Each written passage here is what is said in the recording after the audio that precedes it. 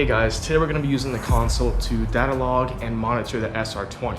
If you don't know what the console is, you clicked on the right video.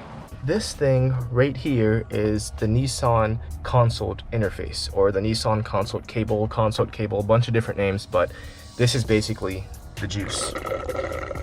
I'll put where I ordered this from. They're called PLMS developments. They're in Australia. In terms of wiring this up, it's pretty easy. There's write-ups. I'll try to put some links in the descriptions, but it's a couple wires you have to splice into on the ECU.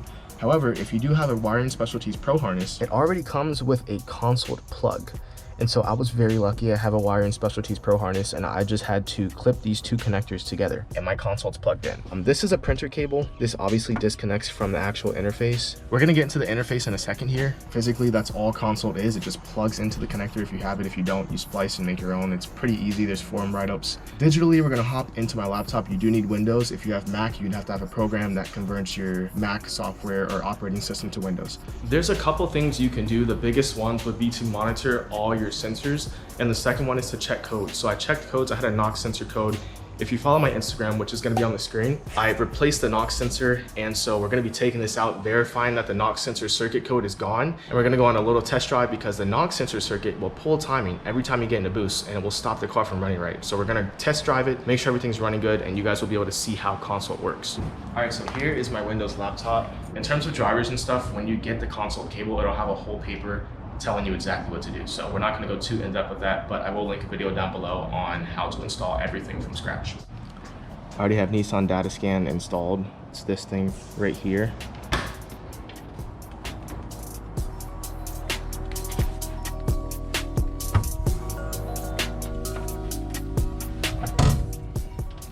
Every time you plug this in, it has to be the same port that you set it up on initially, or it's not going to read the ECU. So I'm going to turn on my ECU. I'm going to open DataScan here.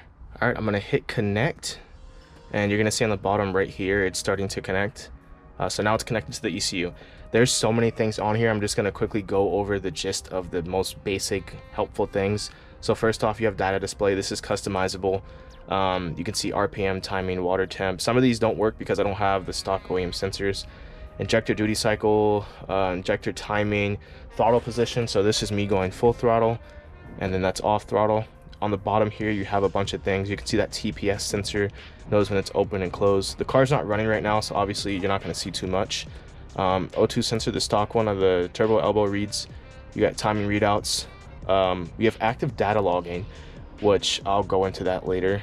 Closing this, you have active test. Now this is very helpful if you have a knocking or something. You can change what the ECU thinks the temp is at. So basically if you're cold starting, you can turn this off, the cold start. Test a couple things. You could change base timing, auxiliary air control values. You can change those. Air fuel mixture for the base just basically adds fuel across the entire map or takes it out. You can change that. You can turn off whatever cylinder you want. That's very helpful if you have knocking coming from the cylinder. Instead of unplugging an ignition coil, you could just turn it off from here. Self-diagnostics, which reads codes. So obviously right now I have no codes. When I start it, I'm gonna check this again to make sure that that NOx sensor code is gone. The NOx sensor code was on last time because I forgot to plug in the new sensor. It's plugged in. Let's see if the code goes away. Nice startup. All right, we're gonna connect here. And first off, self-diagnostics, no codes, guys. So that means the NOx sensor code is gone. I'm excited to drive because it's been pulling timing for the longest. So I want to see how it feels when it's not pulling timing every time I get into boost.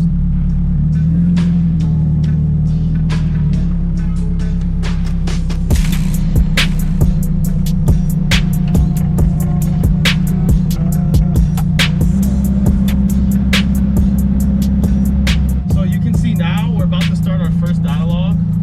I'm going to hit data log. I'm going to name this log first real data log.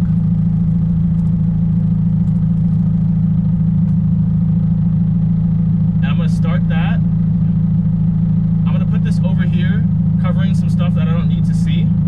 You guys can see that we can see RPM, we can see our timing, we can see our throttle position, we can see everything here. All right, so let's go on our first little pulls and see how the car runs.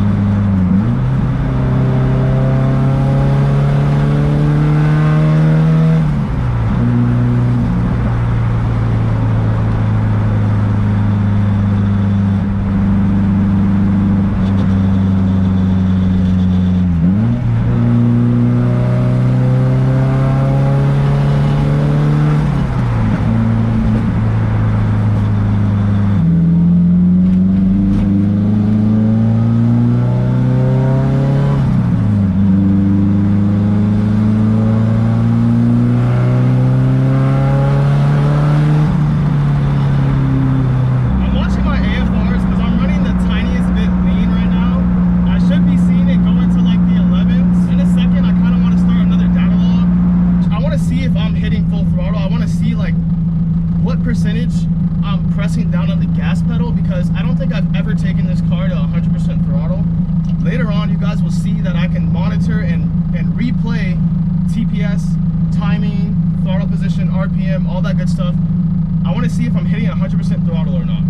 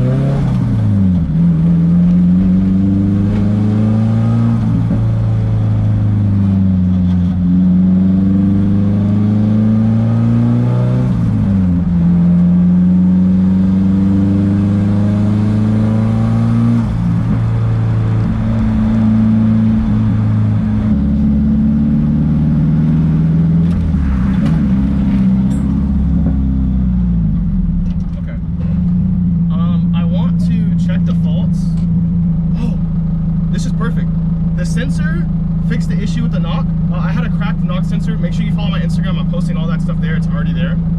We're hitting 184 water temp, so I'm gonna turn on both fans here. Though the car's kind of hot, let's push it in a bit.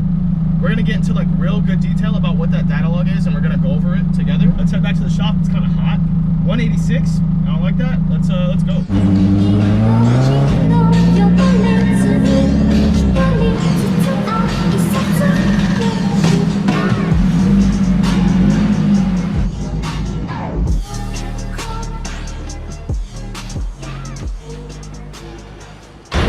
Okay, so that drive went way better than I expected. The car's running super good. I think it's time for another sesh. Tires in the back are almost done. Maybe a half sesh. I'm gonna be going up to maybe Kenda. I think they're called Kenda KR20s. I think a 400 tread wear, so I'll have to get used to new tires, but 400 tread wear, maybe 38 PSI should not be too bad, especially if I have the wastegate and we're pushing like 10 PSI on the T25. Overcap from the drive, knock sensor circuit is fixed. Car's running pretty good, boost gauge looks nice, car feels super good. I'm very curious to see if I hit 100% TPS because that's something I've never done in the 4 years of owning this car, and it felt really cool, and I'd be sick to see on data. Speaking of data, we're gonna go into the residential part of the drift shop. We're gonna close up here, go into the laptop and get a little bit technical.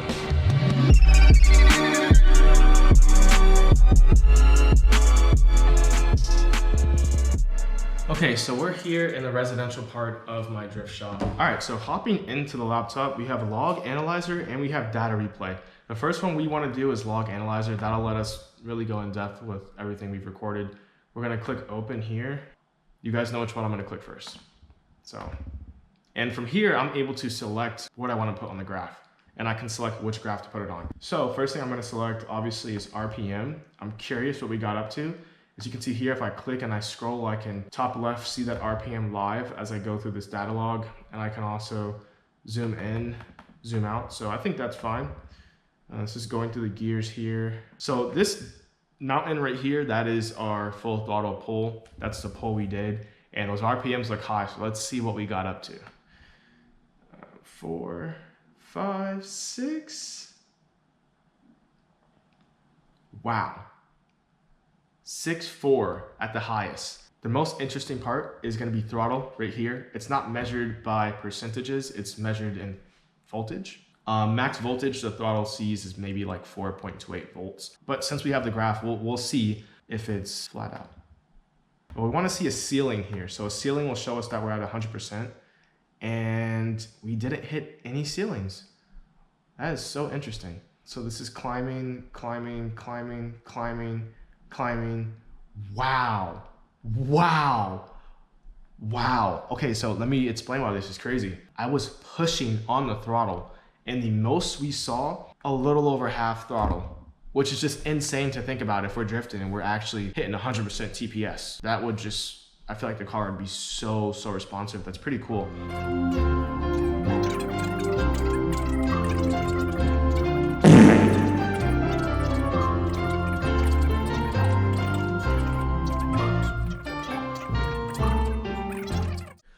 Okay, jumping back out of the computer, you guys see what I use Consult for. It's very good for monitoring everything when it comes to the SR. Tessie's back in the garage, 240's back in, everything is going good. Do you guys think I should put the HKS wastegate on in the next video? We're gonna put a hold on that because we're gonna put it on, but I wanna get on my ignition coils, and also I wanna pull the sparks and double check the gap on them just to make sure they're 100% good. Remember, I have links down below for everything. If you enjoyed, leave a like, and if you're not subscribed, make sure you hit subscribe, and I'll see you guys in the next video. Thanks for watching.